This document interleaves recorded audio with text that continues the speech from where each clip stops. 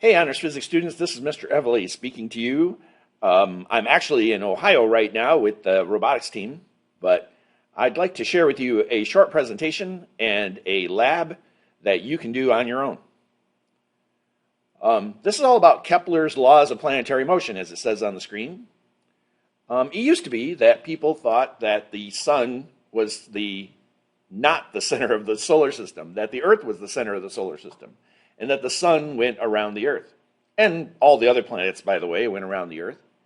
And all the stars and everything else went around the Earth. The Earth was the center of our solar system, or the center of our universe, actually.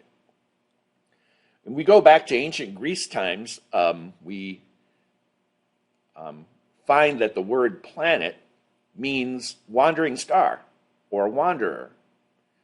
They spent a lot more time than we do looking up at the night sky and trying to figure out what's going on. It didn't make it any easier that they saw some things that are very, very difficult to explain. So they knew of the planets, and they knew that these stars, so to speak, could move around relative to the other stars. This is a picture of Mars moving from night to night. This is a multiple exposure, each exposure being another night. And Mars does move across the sky from night to night. And if you notice here that we've got Mars heading across the sky in what's called a prograde fashion. Okay, it moves across the sky from right to left. But it does a weird thing. Every now and then it'll go backwards. And then that's called retrograde motion, by the way. The word retro, or the prefix retro, is known to you. Then it decides to go prograde again. So it does this little S loop in the sky here, which is kind of weird. Here's Mars actually doing a loop-de-loop. Some parts of the year we look up at Mars and actually see a loop in the sky. So if the Earth is the center of our universe and everything goes around the Earth, what the heck are these planets doing? So they came up with very elaborate models for what was going on. Here in this model, this is Ptolemy's model of the solar system. Here's the Earth at the center. Here's the sun in its orbit around the Earth. And here is a planet. Okay, so this is actually supposed to be Mars. And as it goes around in epicycles. So, in other words, it's going around the Earth, but as it goes around the Earth, it does these loop-de-loops. And every time we observe Mars, we have to make adjustments to this to make it fit reality. So, Ptolemy's model lasted a long time. It was actually fairly successful at predicting what Mars is going to do in the sky and what other planets are going to do in the sky. But it was really cumbersome and very complicated. And they had to make all these assumptions about how the planets moved, and it was pretty clunky.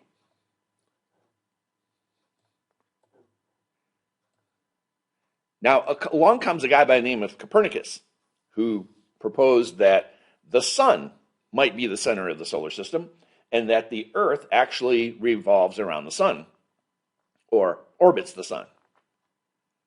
Now, this is a revolutionary idea because a lot of people would look at this and say, well, I don't feel the Earth moving. Besides, for religious and cultural reasons, we think the Earth is the center of the universe. So go away, Copernicus. But Copernicus's model had a huge advantage over Ptolemy's model. This is a diagram, a simple diagram of the Earth as it goes around the sun.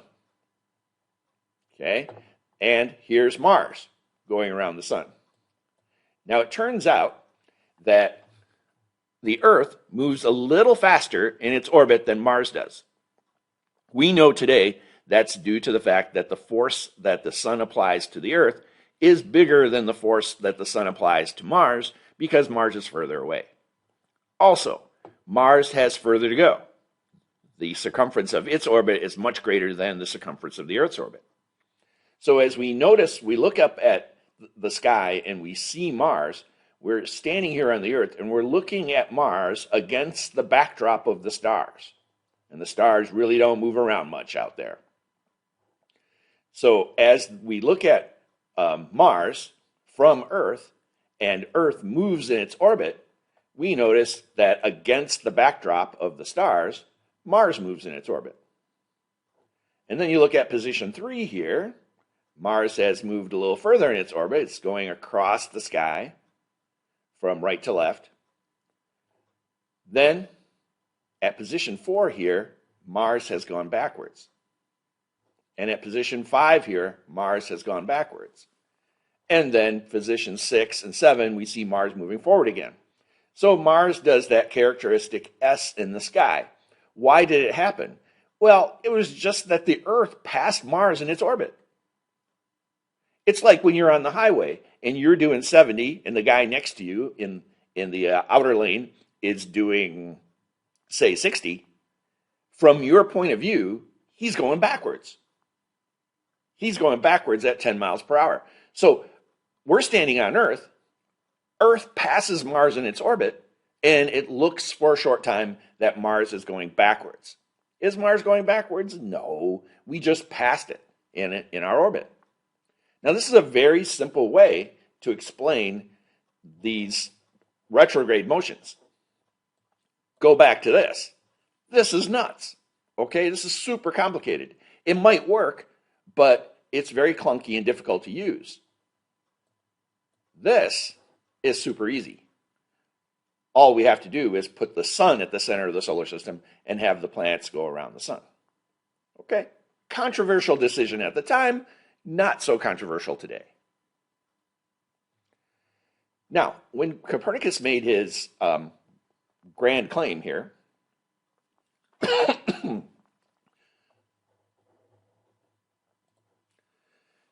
there were other scientists who wanted more. They wanted more detail. Galileo was one of them. In fact, Galileo got in a little bit of trouble claiming that the Earth was moving around the sun. The other guy is a German mathematician. His name was Johannes Kepler. If I can get his picture. There we go. Johannes Kepler, back in the 1500s, was known as the wandering mathematician. His basic goal was to use math to explain how the solar system worked. He had very, very strong religious beliefs, and he believed that the planets must go around the sun in circles. He tried to collect data on the positions of the planets in their orbits, and he was unsuccessful. The one person who had incredibly good data on the position of Mars in its orbit was a guy by the name of Tycho Brahe. Tycho Brahe was a very rich guy, and his hobby was astronomy. And he had collected very, very precise data on the position of Mars in the sky at different times of the year. Johannes Kepler wanted that data. So he got to know Tycho Brahe, and he also became his apprentice. When Tycho Brahe passed away, Johannes Kepler had access to this data, and he took the data and used it to compute the orbit of Mars. And he came up with some surprises. So what I'm going to have you do is use some modern data to compute the orbit of Mars. Okay, you're going to have a handout which has this on it. Okay, what it is at the center, we have the sun. And this circle represents the orbit of the Earth. Okay, the Earth in its orbit around the sun at different times of year. Notice, as you go through this, you'll notice that some of these spaces are a little bigger than others. That's because some months, I try to do it like every 5 days, and some months have 30 days, some have 31 days. There's one month that has 28, and it's not a precise science. So I've got a 360-degree circle. I had to break into 365 pieces. And, that's no fun. So this represents the position of the Earth at any time in its orbit. The center is the sun. What I'm going to have you do is take the data and plot the orbit of Mars around this thing. Okay, you're going to make dots on this paper, And you're going to connect the dots with a rough shape, and you'll notice right away a couple of things. The shape is not a circle, and the sun is not at the center of this shape. So that's just hinting at the discovery. That's not the discovery yet, but that's hinting at what the heck is going on here. Okay, so I'm going to pause the video here and I'll show you how to use this data with a protractor and ruler. So give me a moment. Okay, now once Kepler got this data, he did a very, very smart thing. It turns out that on certain dates, Mars is in opposition to the Earth. Now what that means is that if you're standing on Earth and you look at the sun, don't look at the sun by the way, and you turn 180 degrees, you'd be looking at Mars on that day. So opposition means opposite to the sun. So on certain days, Mars is in opposition to the sun. Then, on certain days, Mars is from opposition 687 days later. Now, 687 Earth days is one Mars year. So in other words, on May 10, Mars was located directly away from the sun. Then, one Mars year later, Mars is at the exact same spot, but the Earth is at a different spot. So we see Mars at a different angle relative to the sun. So instead of 180 degrees, we see Mars at 93.1 degrees relative to the sun. Okay? Now, if this doesn't make any sense to you, I'm going to go through a few examples and then I'll let you finish it off. Okay? So don't give up yet. This will work. So here's what we do. Your first example is July 10, 1986. And at that time, Mars was in opposition. So find July 10. You say, okay, there's July 1, 5, 10, 15. So 10 is right there. Okay, so the Earth is located in its orbit right there. We draw a line from the sun straight through the Earth.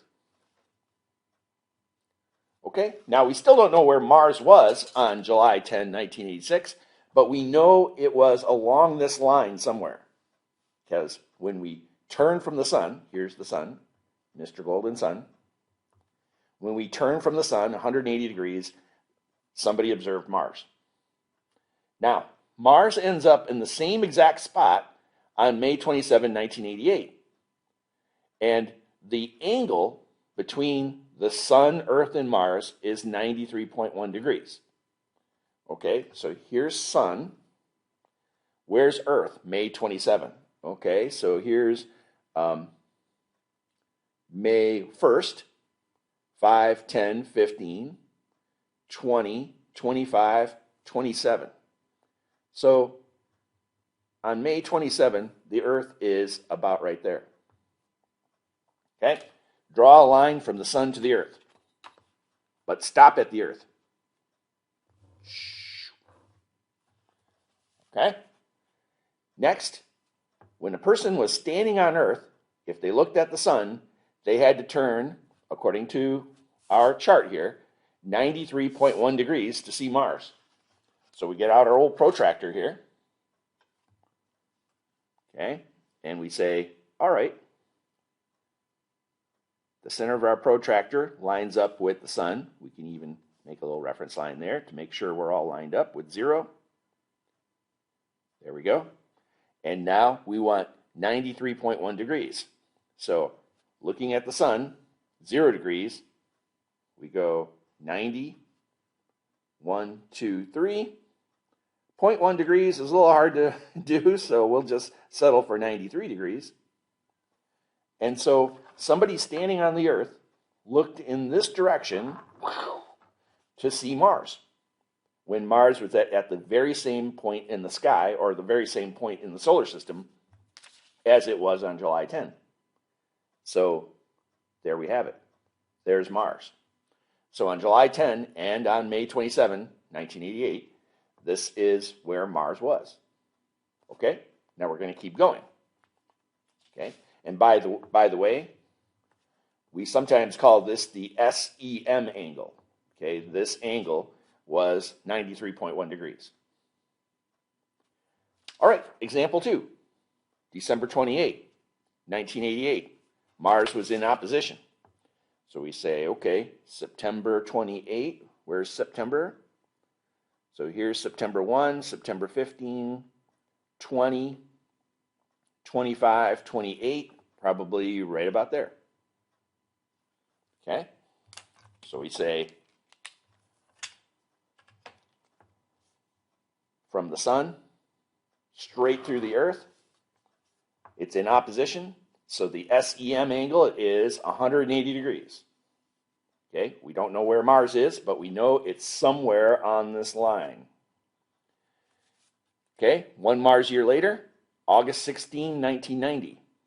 Okay, find August 16. There's August 1, August 15, so August 16 was about there. So there's the Earth. Okay. We draw from the sun to the Earth. Okay, and we want the SME angle to be 91.4 degrees. Okay, so once again, put the center on Earth. Oops, went the wrong way. Put the center on Earth. We put the sun at 0 degrees. Again, sometimes it helps to draw a little reference line so we know where 0 degrees is on these crazy protractors. You'd say, okay, we're looking at the sun, that's 0 degrees. We're looking at Mars, that's 91.4. 91.4, right about there. All right. We complete the angle. This is 91.4 degrees from the sun to where we saw Mars. Guess what? Mars must have been located right there on September 28, 1988 and August 16, 1990. Okay? Hopefully this is starting to make sense. And pretty soon we'll have enough dots where we'll be able to trace in the actual orbit of Mars and see what the orbit of Mars looks like. It's kind of a really smart thing that he did. It's super brilliant. And it's a little complicated, but I know you brainiacs can figure it out. Let's do November 27. November 27 is another date of Mars opposition. Here's 15, 20, 25, 27. It's got to be right about there. Okay, so there's the Earth. Draw a line from the sun to the Earth. Actually, just keep going. This is opposition. So we're just going to shoot that out there. And we know Mars is somewhere along this line. Okay, October 14th, 1992, it was located 95 degrees away. So we got to find October 14. Oh, there's October 15. So here's October 14th. Draw the line from the sun to the Earth. Okay, part of our SME angle. Right? We want 95 degrees according to the chart. Okay. So put the center of the protractor on the Earth. The sun at 0 degrees. We come around 95. Blammo. So the center of the protractor always ends up on the Earth. Okay? You notice every now and then I move it the wrong way, but in the end, we want the center of the protractor on Earth.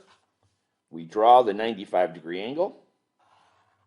Okay? This guy right here is 95 degrees. You don't have to label it if you don't want to, but it gets you there. So the SEM angle is 95 degrees. There's Mars. So you can see, if we do a few more of these, we'll be able to trace out the entire orbit. Okay? I would also like you, when you trace out the orbit, to figure out what's the closest approach of Mars to the sun and what's the furthest approach. So what you're going to do is you're going to set up a ratio. you're going to say 1 astronomical unit is the distance from the sun to the earth. So anywhere along here, we say, ooh, look, the radius of the Earth's orbit on paper here is about 4.8 centimeters. Okay, we call that 1 AU. Okay, I'd like you to measure the distance Mars is from the sun at its closest and furthest distance. So measure it in centimeters, put it right here. So if you get like 6 centimeters, you put it there, and you could set up the ratio and figure out how many AU, how many Earth orbit radii, Mars is from the sun at closest and furthest approach. And when you do that, this is question 1 here, you can actually come up with these distances and compare them to the actual distances. So you could go online, or you can wait till I come back and we'll take a look at how close and how far away Mars comes from the sun. And then we'll compare it and see how close you came in your drawings.